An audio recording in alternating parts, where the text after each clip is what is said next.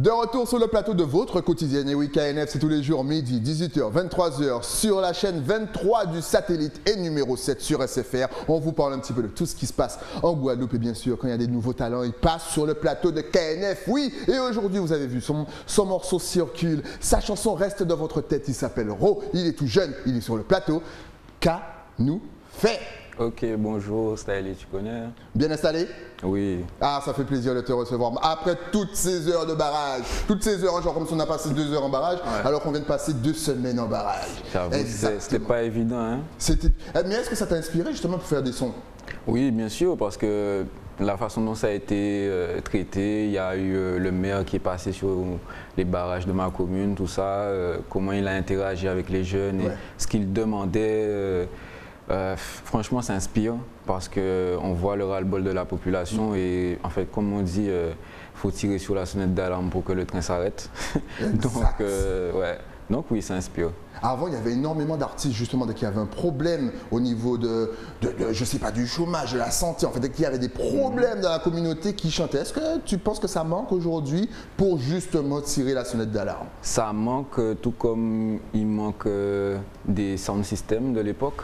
Parce que oui, c'est là où on se faisait entendre et où on pouvait chanter des vraies choses en fait. Exact. Des vraies choses. Maintenant, on respecte certains codes dans nos sons, mais on essaie de rester authentique quand même. Bien sûr. Alors revenons déjà à la base. Ro, pourquoi Ro? Ro, parce que je me suis dit qu'il fallait trouver quelque chose d'assez simple à dire, ouais, et que voilà, Ro, c'est un peu un diminutif de mon prénom. Ok. Et je m'appelle Roméo, pour ceux qui ne savent pas. Et... je regardais Roméo, moi. Réagissez sur les réseaux. Qui a regardé Roméo? Enfin, t'as Roméo, regarde Roméo. Il y en a, mais je suis déjà habitué avec toutes les petites vannes dessus, donc je me suis dit, vas-y, pour le côté artistique. Ouais, il y en a marre maintenant. Ouais. Non, il y en a marre, mais on va changer. Voilà. Excellent. Et tu as commencé la musique à quel âge? Très tôt, hein, je dirais à 14 ans. Ok. Ouais. Tu as commencé reggae, dancehall, hip-hop? Dancehall. Ok. Sur le dancehall, hein, parce que c'est ce que j'entendais, c'est ce que j'écoutais. Mon frère, je ne sais pas si tu as vécu ça à l'époque, LimeWire, là où tu téléchargeais des Exact. Oh là là, Napster et compagnie. On échangeait, on ne téléchargeait pas, parce que c'est illégal. On échangeait. Audio Galaxy. Ouais, exactement. Donc j'étais un peu au courant de tout ce qui se passait. Et franchement, ça m'a marqué parce qu'avec tous les clashs, tout ça de l'époque, ça m'a donné envie de chanter, puisque juste à côté de moi, mon voisin et tout, c'est comme ça justement qu'on interagissait à coups de freestyle, etc. Et ouais, voilà. Excellent. T'écoutais qui justement à l'époque? Ben, tous ceux de la scène underground, la bonne Kérosène, Icy, Chunk, Psych, tout ça. Hein. Ouais, c'est important. Vous avez vu, je pose souvent cette question aux artistes, c'est pour que vous n'oubliez pas qui était là, qui était la base justement, alors que la relève elle arrive et puis elle va prendre peut-être la place. Justement, est-ce que tu comptes un jour ou est-ce que tu as déjà fait des featuring avec les artistes que tu écoutais à l'époque? Pas encore, mais j'aimerais bien parce que ça serait pour moi, comment dire, comme une consécration, parce que c'est eux en gros qui ont levé le mouvement, hein, donc ils sont encore là et s'il y avait moyen de le faire, je le ferais, oui. Alors tu as commencé donc avec dans le milieu dancehall, mais est-ce qu'on peut s'attendre à te voir un petit peu partout? Parce que là on s'aperçoit que nos artistes, et ça c'est bien, ils ne sont pas dans une case. Oui, il faut savoir que Ro, c'est avant tout de la musique qu'il fait, et dans la musique il y a plusieurs genres, plusieurs styles, donc moi je ne m'arrête pas juste au dancehall. C'est là où on va dire j'ai commencé, où je suis le plus à l'aise, mais s'il faut faire n'importe quel style, je fonce. Et puis on se rend compte aussi que vous mettez de plus en plus de gros cas, par exemple, dans les instrus. Oui, je travaille avec quelques beatmakers qui s'essayent à ça et d'autres qui sont plus expérimentés dans l'ajout de gros cas dans les prods, dans les instrus.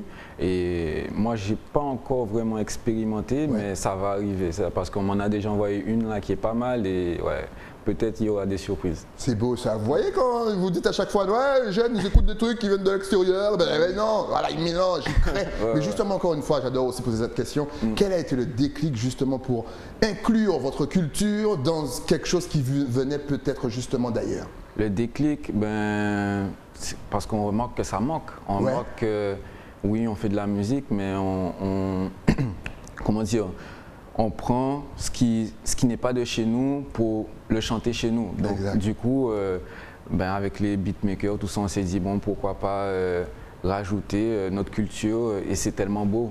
C'est tellement beau, des sons Goka, franchement, ouais.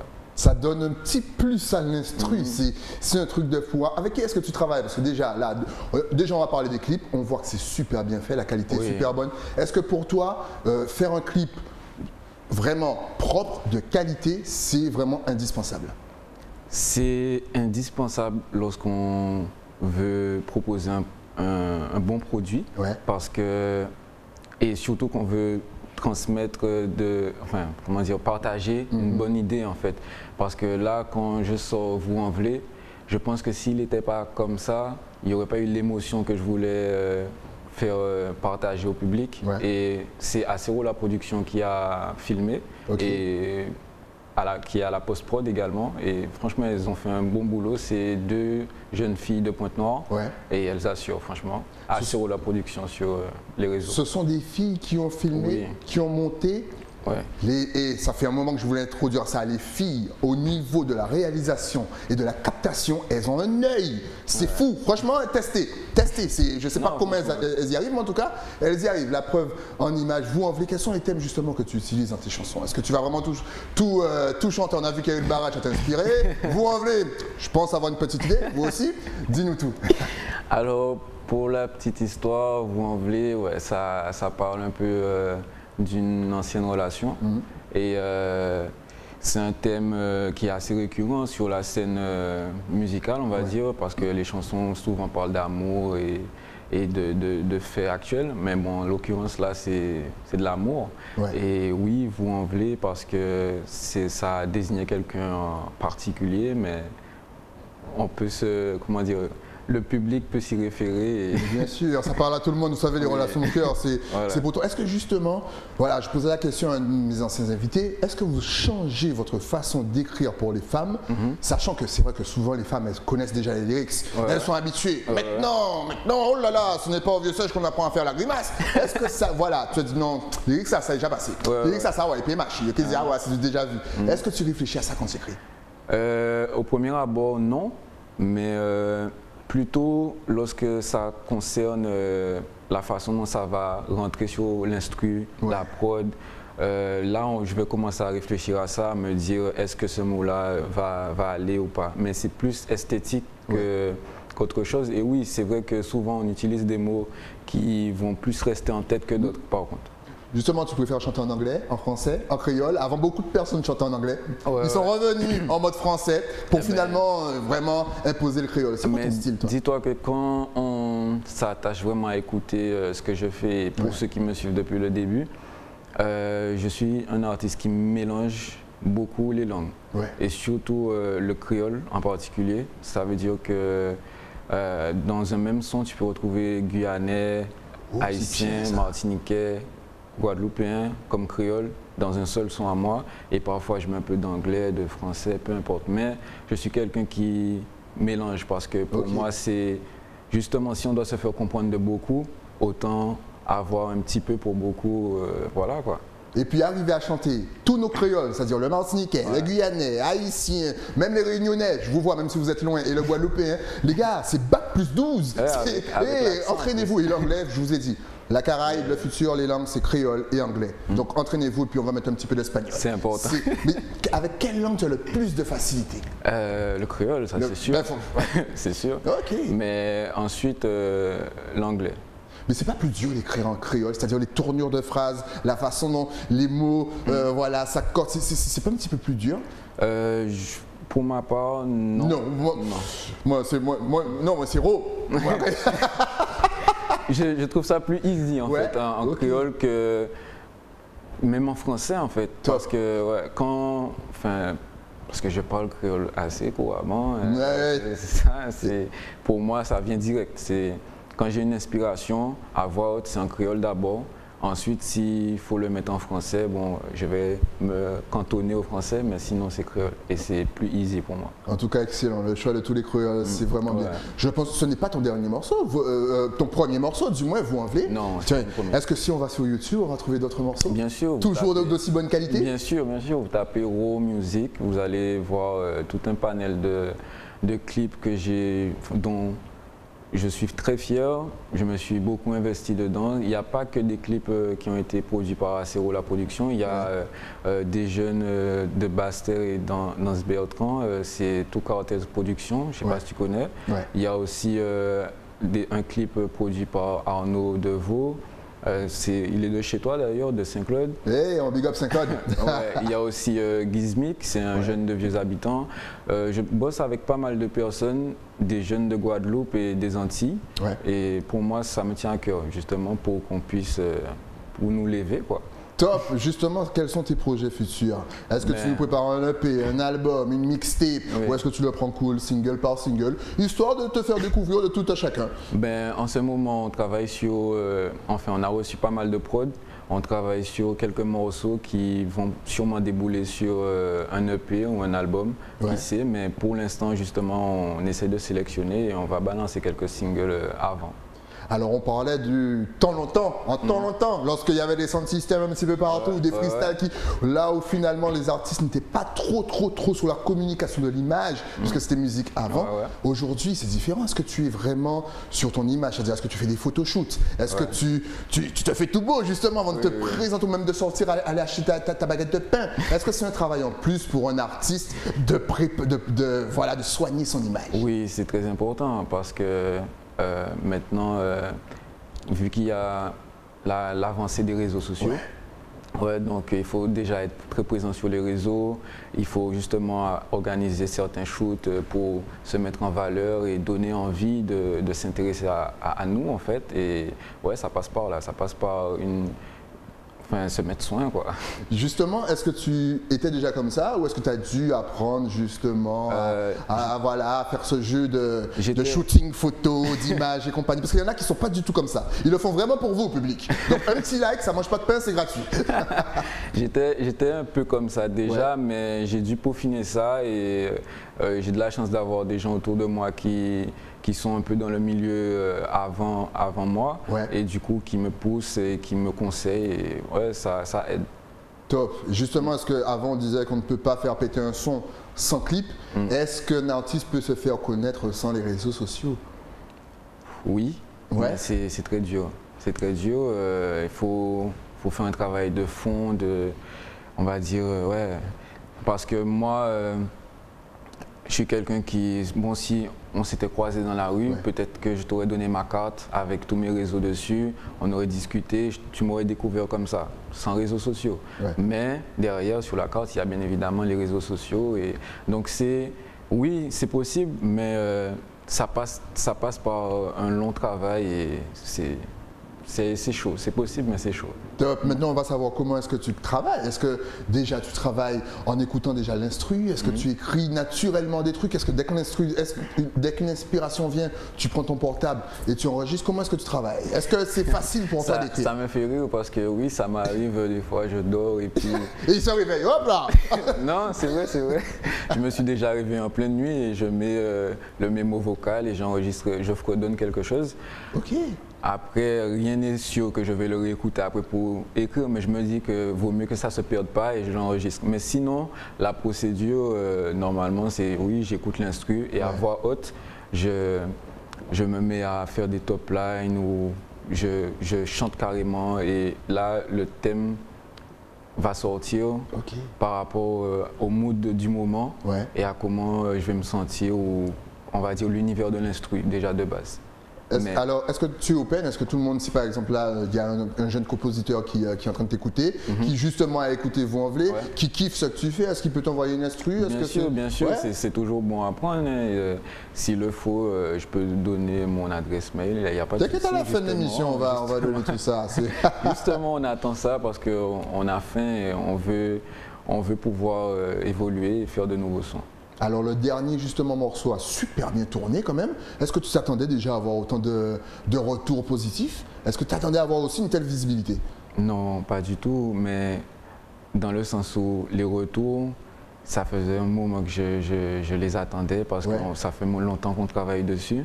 Et du coup, je me suis dit que, OK, on a réussi quand même et ça fait plaisir, oui. Et justement, on travaille pour en avoir d'autant plus.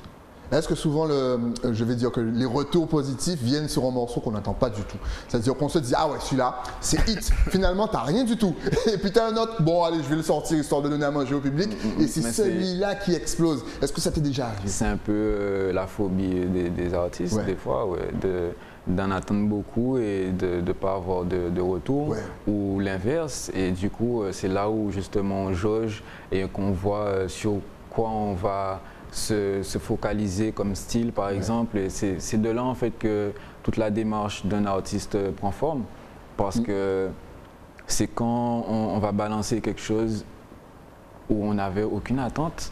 Et puis là, boum, ça pète. On se dit, waouh, c'est quand on doit rester un petit moment sur ce genre de son. Ou, voilà. Mais oui, c'est assez fréquent chez un artiste.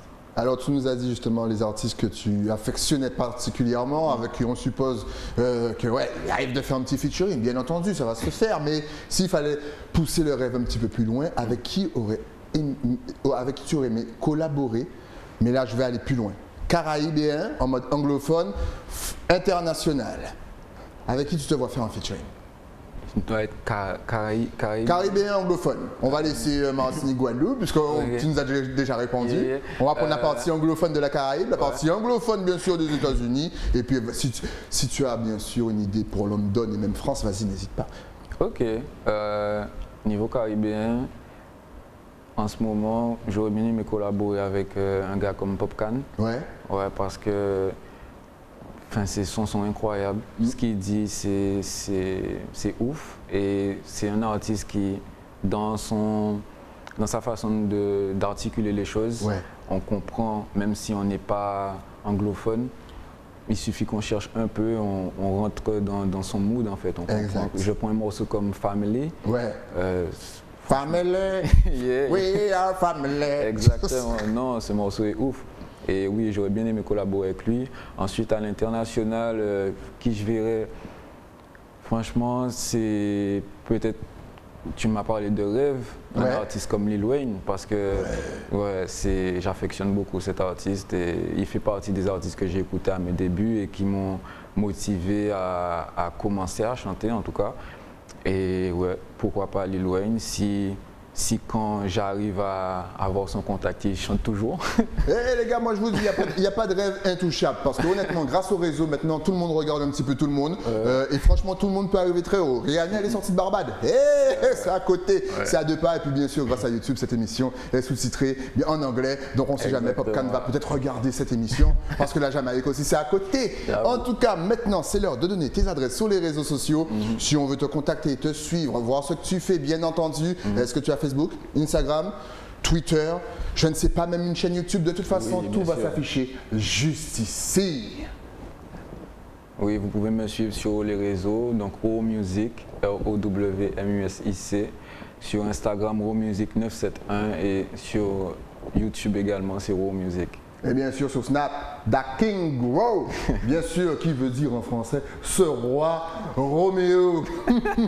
Roméo, n'hésitez pas à réagir. Vous préférez quoi, Roméo ou Ro? Et vas-y, quand tu chantes du zouk, tu reprends ton prénom. Et je m'appelle, en tout cas, si tu avais un tout dernier message à faire passer à la Guadeloupe, à la Martinique, à la Guyane, à la Réunion, même si vous êtes loin, Saint-Martin, Sainte-Lucie, Dominique, Haïti, Trinidad, Jamaïque, Popcaan, I see you, Barbados, bien entendu. Saint-Vincent, les îles Vierges, ta caméra est juste là, vas-y.